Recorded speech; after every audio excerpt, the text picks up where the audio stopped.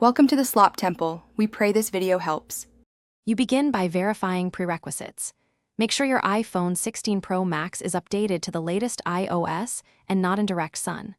Once done, remove the case and stop charging. This immediately reduces heat load.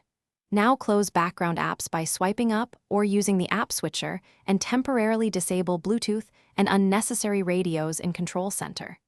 You do this because software and external heat are the top triggers. Reducing both lets the device cool while you prepare the next steps. Once the phone is cooler, enable low power mode and drop brightness to about 50% to cut power draw.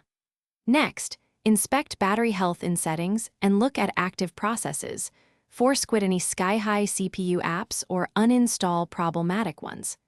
If radios seem stuck, toggle airplane mode for 10 seconds or reset network settings to clear loops. You do this because throttling power and removing rogue apps reduces sustained thermal output and prevents the device from restart the device to apply changes and monitor temps.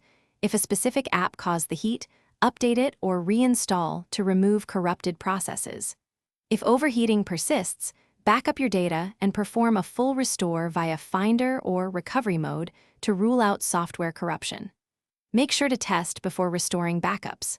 If temperatures remain abnormal after a clean restore, contact Apple support for diagnostics. Hardware faults like thermal sensor or battery issues require professional repair, so don't delay. Thanks for watching. Consider subscribing if we helped you.